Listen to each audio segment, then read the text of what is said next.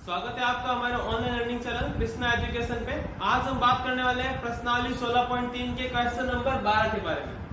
इससे पहले के जो क्वेश्चन है 11 तक के और इस प्रश्नावली की जो हमारा बेसिक फॉर्मूलाज है वो हमने पहले के वीडियो में किए हैं, तो उनके जो लिंक है वो मैं आपको डिस्क्रिप्शन में और आई बटन पे प्रोवाइड करवा दूंगा। तो देखते हैं ये क्वेश्चन क्या कर रहे हैं हम।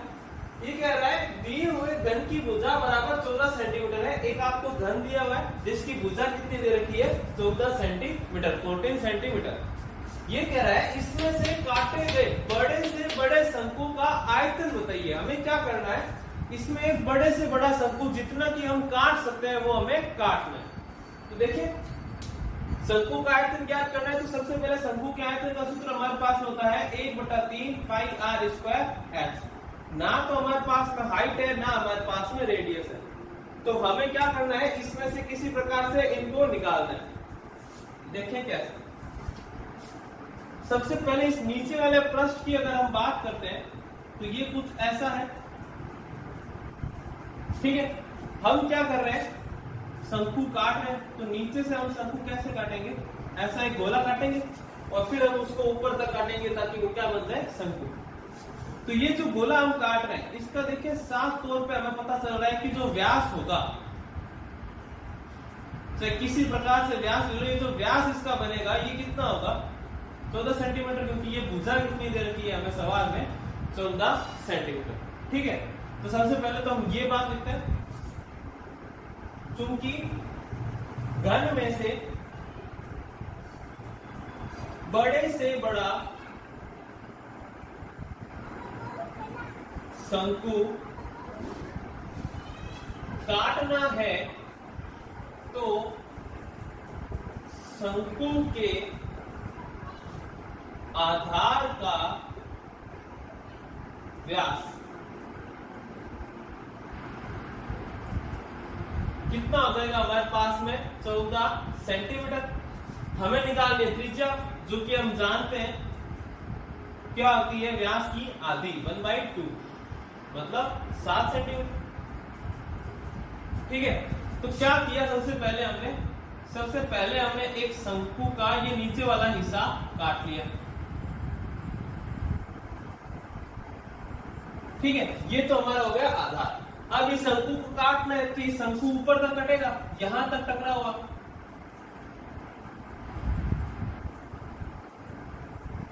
तो ये क्या हो गया हमारा शंकु, यहां तक ऊपर तक टकरा हुआ जो ऊपर का पृष्ठ है।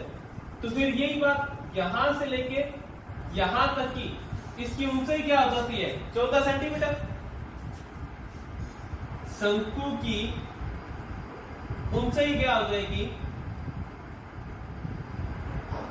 14 सेंटीमीटर।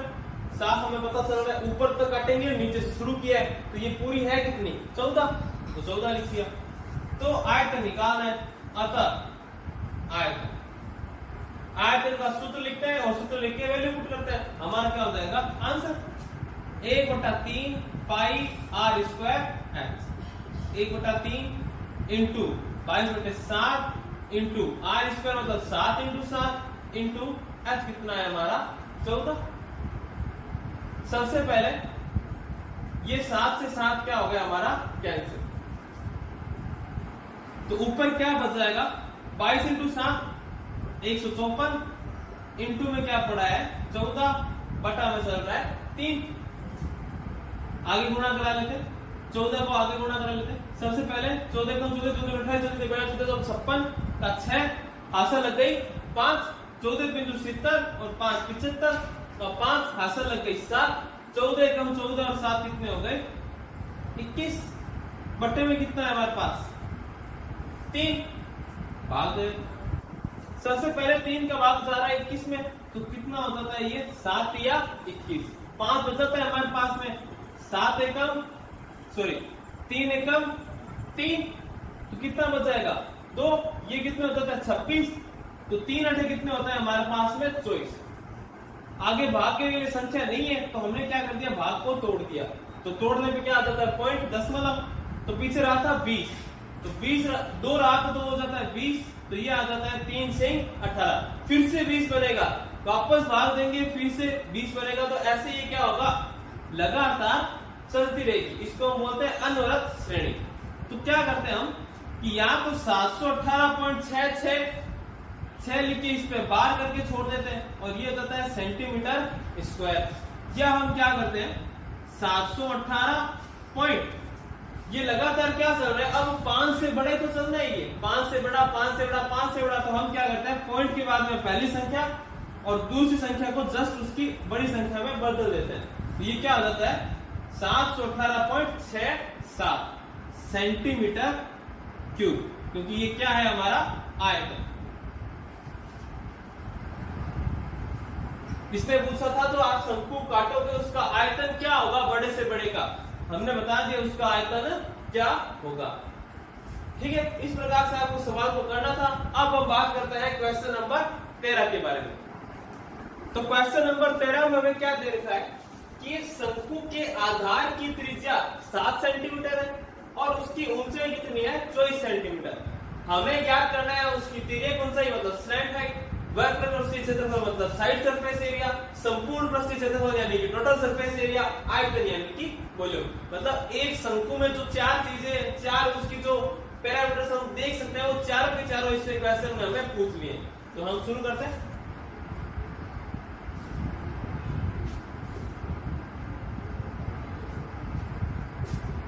तिर्यक ऊंचाई को हम दर्शाते हैं L से।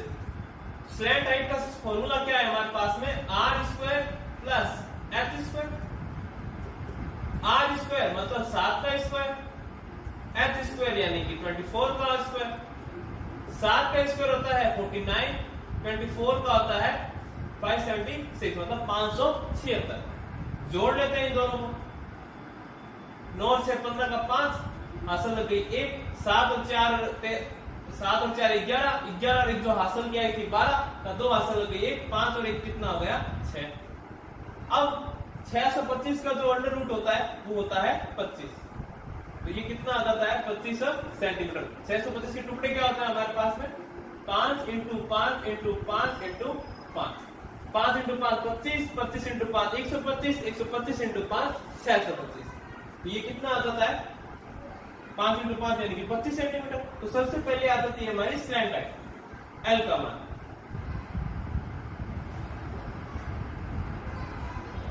अब हम निकालते हैं अगला, इसने कहा है वक्र पृष्ठीय क्षेत्रफल।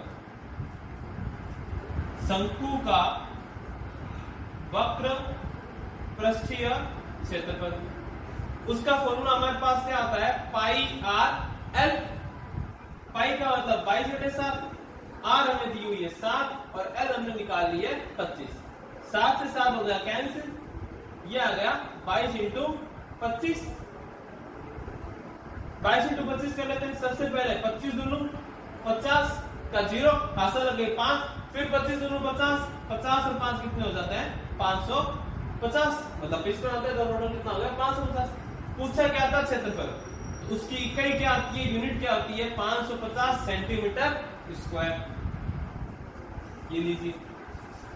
उसके बाद में इसने क्या पूछा है संपूर्ण पृष्ठीय क्षेत्रफल। शंकु का संपूर्ण पृष्ठीय क्षेत्रफल, उसका फॉर्मूला हमारे पास में क्या है पाई r ब्रैकेट में l प्लस r। तो लीजिए पाई का मतलब 22/7, r का मतलब 7, l है हमारी 25, r है हमारा 7। 7 से 7 हो गया कैंसिल,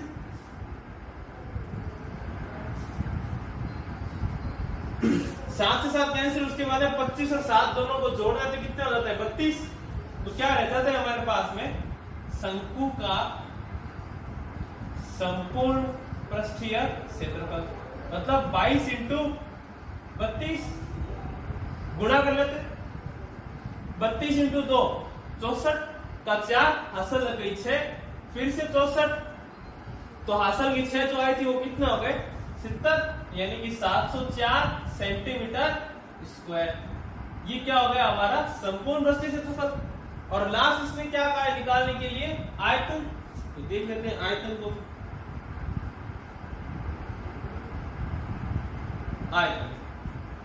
आयतन का फॉर्मूला है हमारे पास 1/3 pi r square h। 1/3 22/7 R square मतलब 7 इंटू 7 और एच हमें सवाल में दे रखा था 24। 7 से 7 कैंसिल, ये 3 और 24 कितनी बार कैंसिल हो जाता है 8 बार। 22 इंटू 7 154 इंटू 8 से क्या कर लेते हैं मल्टीप्लाई।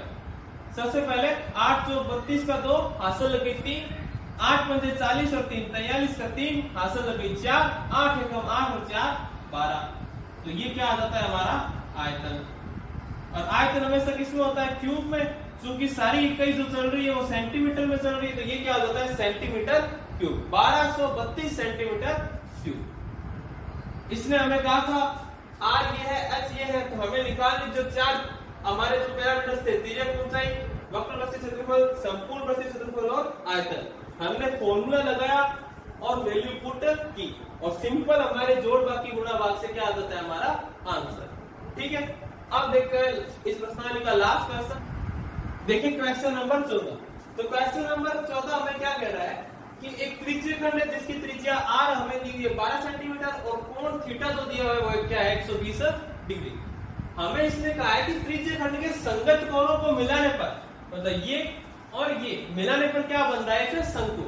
तो उस शंकु का आयतन आपको ज्ञात करना है। देखिए सबसे पहले इंपॉर्टेंट बात कि ये तो हो गया हमारा त्रिज्यीय खंड, ठीक है, इसका कोण 120 दे रखा है और त्रिज्या 12 दे रखी है। जब इससे हम शंकु बना लेंगे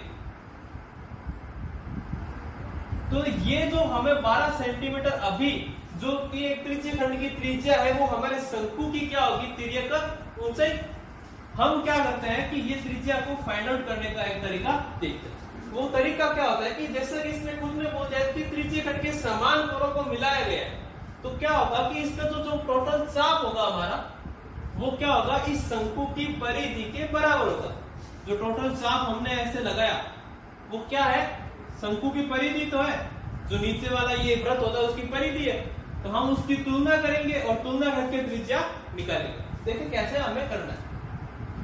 सबसे पहले चूंकि शंकु के चाप की लंबाई, शंकु के चाप को हम दर्शाते हैं एल से, उसका फॉर्मूला जो होता है हमारे पास में पाई आर थीटा बटे 180 होता है डिग्री।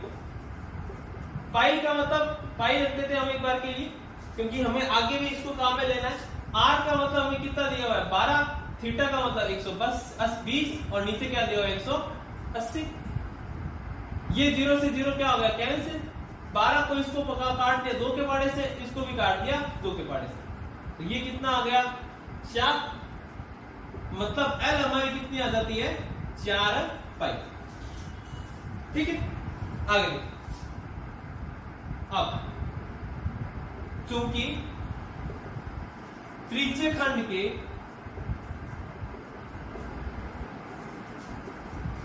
कोणों को मिलाकर शंकु बनाया गया है, अतः शंकु के आधार की परिधि बराबर क्या हो जाएगी त्रिज्यीय खंड के चाप की लंबाई। मतलब इसका जो हमारे पास में फॉर्मूला है आधार की परिधि का क्या होता है 2 पाई आर, बराबर में क्या आ जाएगा एल, मतलब 2 पाई आर बराबर में क्या आ जाता है हमारे पास में, देखें 4 इंटू 2 यहाँ पे हो जाएगा 8, ये हमारे पास में क्या आ जाता है 8 पाई। इसमें भी हम एक काम करते हैं, यहाँ पे हम मानते हैं कैपिटल आर, उसका हमारा कारण क्या है कि हमने ऊपर एक बार ये स्मॉल आर मान लिया है जो कि इसकी क्या थी त्रिज्या, तो हम इसकी त्रिज्या को क्या मान लेते हैं कैपिटल आर, और हम इसे लिख देते हैं आर बराबर क्या है शंकु की त्रिज्या। ठीक है, तो 2 पाई आर बराबर में कितना आ गया 8 पाई, तो आर बराबर में क्या आ जाएगा 2 पाई भेज दिया बटा में, पाई से पाई कैंसिल, 8 बटे 2 कितना होता है 4। सारा काम हमारा किस में चलने का सेंटीमीटर में, तो ये आर भी किस में आ गई 4 सेंटीमीटर। इसका मतलब हमारी ये कितनी आ चुकी है 4। आर हमारे पास में कितनी है 12, उसको भी हम लिख के एक बारी बता देते हैं कि त्रिज्य खंड की जो त्रिज्या होती है वो क्या होती है, उसके द्वारा बने शंकु की तिर्यक ऊंचाई, हम इसे लिख देते हैं।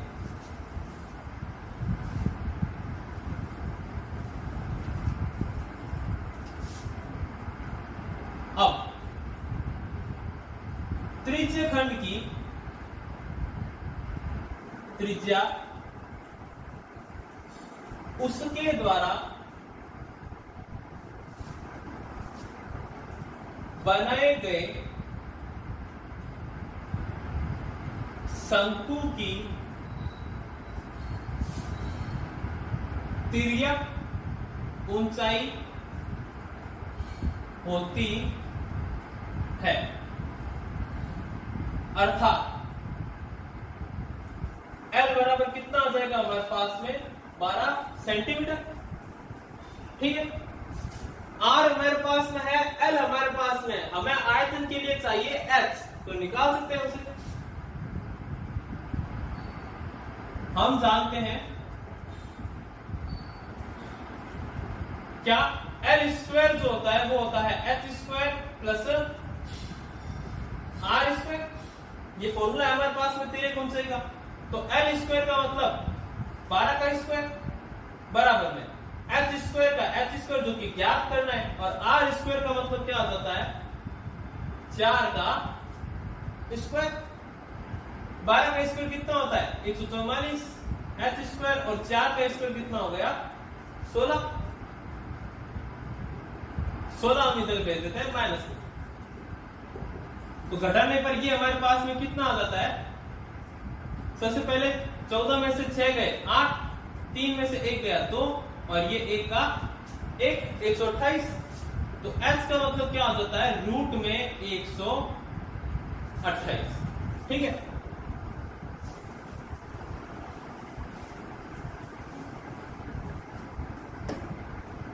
h बराबर रूट 128 का मान होता है 11.31। कैसे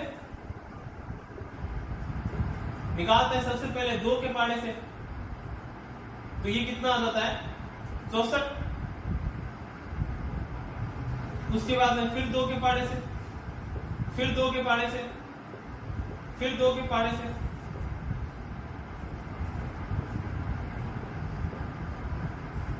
तो देखिए ये 2 का जोड़ा एक बन जाता है, इस 2 का जोड़ा बन जाता है, इस 2 का जोड़ा बन जाता है, ये 2 रह जाता है अकेला। इसका मतलब हमारे पास में क्या आता है 2 इंटू 2 का एक जोड़ा यानी कि 2, फिर इसका एक जोड़ा यानी कि 2 इंटू 2 4, इसका भी एक जोड़ा यानी कि 8, और अंदर क्या रह जाता है रूट 2। ठीक है, और इस रूट 2 का मान हमारे पास में होता क्या है 8 इंटू 1.414।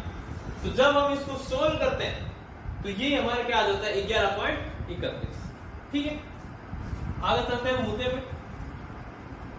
ये आ गई हमारी 11.31 सेंटीमीटर x।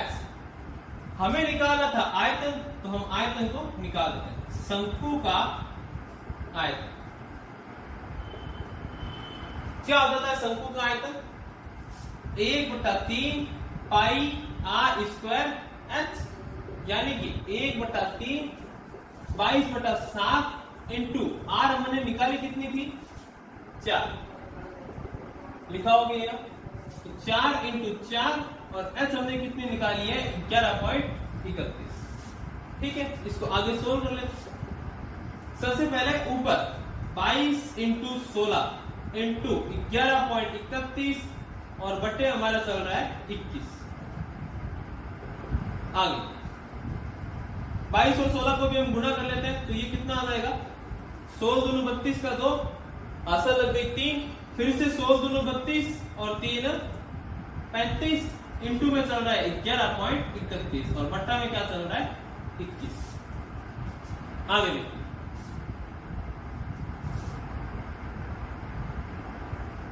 300।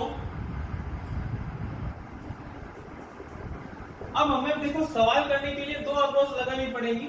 या तो आप क्या करें, पहले इन दोनों को गुणा करें और भाग दें 21 का, या क्या कर सकते हैं हम पॉइंट हटा देते हैं, तो पॉइंट हटाने पे नीचे क्या आ जाएगा 2 0, 1131 बन जाएगा। और नीचे हमारा क्या है 21, इसको पहले भाग दे लेते हैं, उसके बाद में क्या कर लेते हैं गुणा। ये काम हम करते हैं।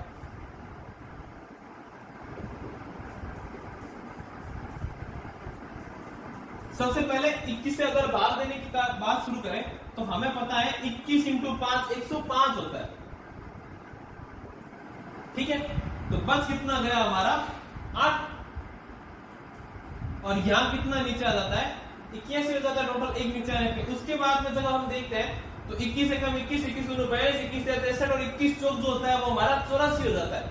मतलब ये कितनी बार जा सकता है, सिर्फ 3 बार। ये नीचे बस क्या गया 11 में से 3 गए 8, 7 में से 6 गया 1। अब क्योंकि आगे संख्या नहीं है तो हमने भाग तोड़ दिया और यहां क्या लेके आ गए 180, मतलब 0 बना दिया इसको। अब हम 21 के बारे में देखते हैं कि 180 हमारा आ रहा है या नहीं आ रहा।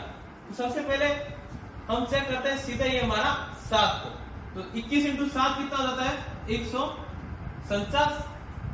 फिर हम चेक करते हैं 8 को, तो ये कितना हो जाता है 168। फिर हम चेक करते हैं 9 को, 21 इंटू 8 हमारा कितना हो रहा था 168। अब अगर 9 को चेक करते हैं तो वो आ जाता है हमारा 189, जो कि इससे क्या है बड़ा। तो हम किसको रखेंगे 168 को, तो ये लीजिए 53.8 क्या आ गया 168 बट्टे में कितना रह जाएगा हमारे पास में 12।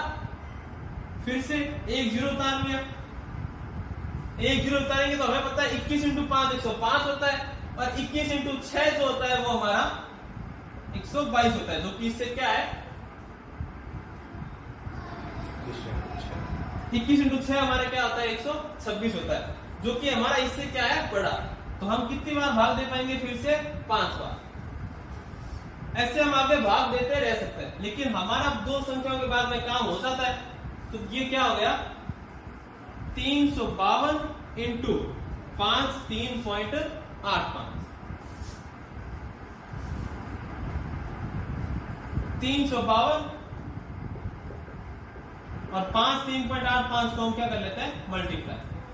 तो ये क्या आ जाएगा सबसे पहले हमारा 5 अगर 2 से गुणा करते हैं तो 10 का 0 हासिल लग गई 1, 8 दूनी 16 और 1 17 का 7 हासिल लग गई 1, 7 या 6 और 1 7, 7 पंजे 10।